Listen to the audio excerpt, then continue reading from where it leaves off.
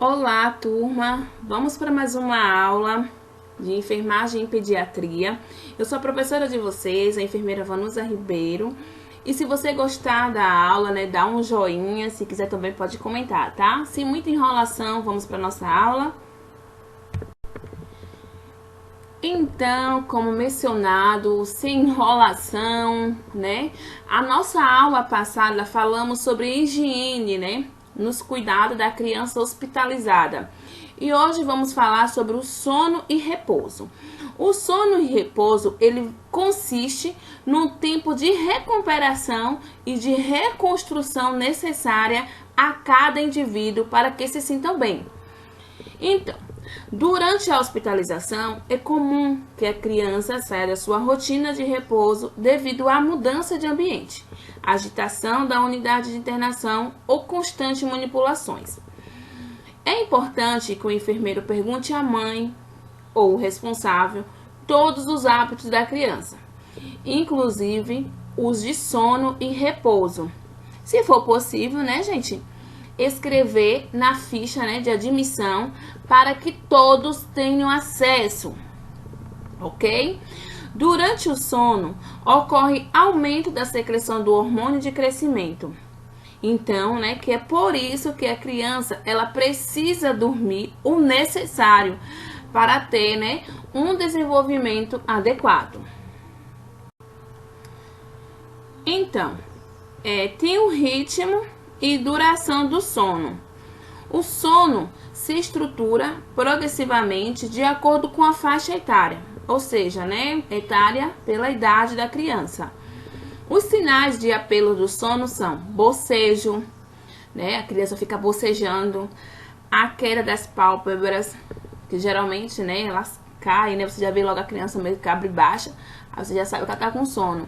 O relaxamento do pescoço, diminuição da vigilância, e a criança e busca também, que ela fica a busca de posição confortável.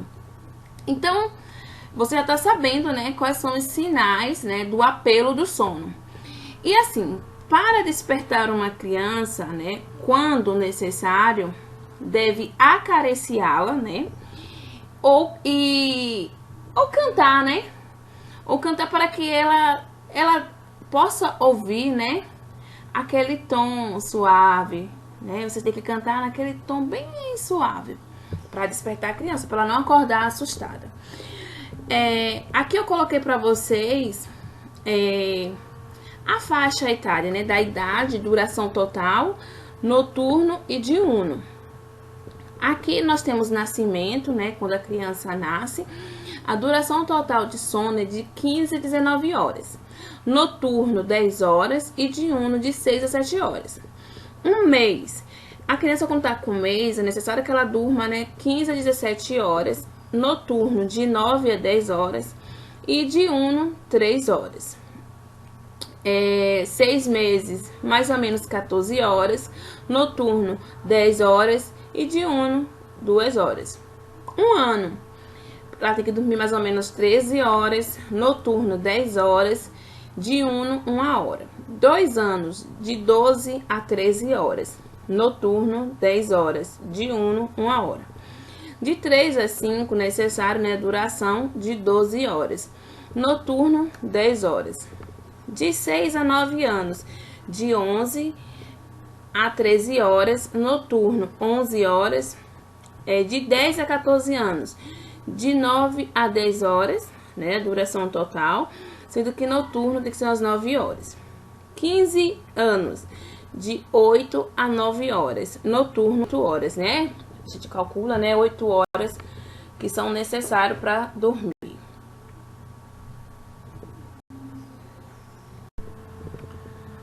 A assistência de enfermagem. O sono não deve ser associado a ideias negativas como castigo, mas ele deve promover, a companhia do familiar, que vai oferecer, o apoio, o carinho e, além de tudo, o calor humano. Então, assim, para facilitar o adormecer, procurar fazer, né, com que a criança, né, ela encontre a sua posição de nidação, que é digamos, né, que é a posição confortável para dormir. Respeitar o despertar natural e calmo da criança. Quando a necessidade de sono e repouso não for satisfeita, procurar investigar as suas causas, né, para corrigi-la. E assim, os distúrbios mais frequentes são dificuldade de adormecer, sono agitado ou intranquilo, sono excessivo ou insuficiente, pesadelos, terror noturno, o sonambulismo, bruxismo e falar durante o sono, que é a siniloquia.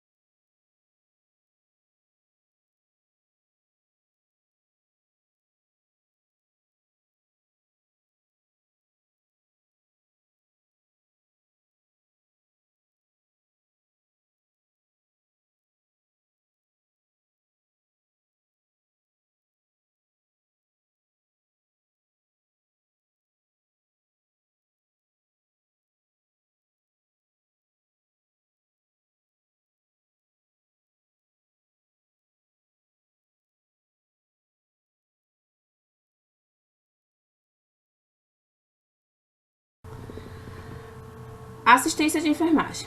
A assistência de enfermagem requer que você deve orientar, né, a mãe a lavar as mãos antes de amamentar e lavar as mamas somente durante o banho. Orientar a mãe a fazer uma dieta balanceada, mas ela deve fazer isso sobre uma orientação, gente, da nutricionista para que venha evitar, né, que o bebê apresente cólica. Orientar também para amamentar em um local calmo e também agradável. A criança ela deve estar acordada, limpa e vestida de modo adequado antes de iniciar a amamentação. Deixar a criança mamar até sentir-se satisfeita. Orientar a mãe para fazer a criança eructar durante e pós a mamada. Após a mamada, deitar a criança em decúbito lateral direito e um pouco elevado, porque isso vai facilitar o esvaziamento do estômago e vai diminuir o risco de regurgitação, beleza? E também tem que orientar a mãe, né, a oferecer as duas mamas, quer dizer, em cada mamada. E só passar para a seguinte, né, no caso, quando a primeira, gente, ela estiver vazia. e que sempre se deve começar pela última mama que foi oferecida na mamada anterior. Porque isso vai permitir... Aí você me pergunta, por que isso, professora? Porque isso, gente, vai permitir uma maior produção de leite e a criança ela vai receber a quantidade adequada de gordura em todas as mamadas, ok? Nutrição enteral, que ela vai consistir, né, na administração de vários tipos terapêuticos nutricional, utilizando o trato gastrointestinal como via de entrada, introduzindo-se uma sonda pela boca ou narina da criança, passando pela faringe e pelo esôfago, até o estômago, duodeno ou jejum, através da própria locação da sonda ou por movimentos peristálticos. Então, assim, ó, professora, mas quando isso é indicado? Só é indicado, gente, quando a criança tem insuficiência respiratória, né? Quando ela tem a prematuridade, quando essa criança ela tem desnutrição grave, no caso de diarreia crônicas, também doenças inflamatórias do trato gastrointestinal e no caso também de coma. Aí você se pergunta, professora, quais são as vias mais utilizadas? Então, as vias mais utilizadas é oral, a naso, ou a orogástrica, ou nasojejunal, ou a nasoduodenal e a gastrotomia, certo? E temos a nutrição parenteral, que é a NP, que ela consiste na infusão endovenosa de nutrientes. Quais são esses nutrientes? Aminoácido, carboidrato, vitaminas, os eletrólitos e entre outras. É necessário, né, nos processos metabólicos que ocorrem normalmente no organismo. No caso, você me pergunta, professora, a senhora me falou indicações. E agora, quais são as indicações? Nesses casos, né, de nutrição parenteral, as indicações são nos casos em que a via digestiva, né, ela se encontra parcial ou, digamos assim, total, né, interditada, que ela está interditada em decorrência de doenças locais ou também generalizada. Como assim, professora?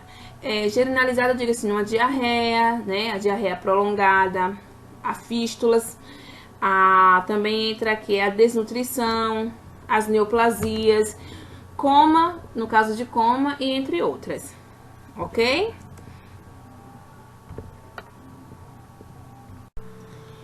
Então, gente, essa foi a nossa aula, espero que vocês tenham gostado. Na próxima aula vamos falar sobre hidratação. Não esqueça de curtir, se um caso vocês curtiu a aula, né? E se um caso quiserem também comentar, tá ótimo. Eu aguardo vocês para tirar todas as dúvidas, tá?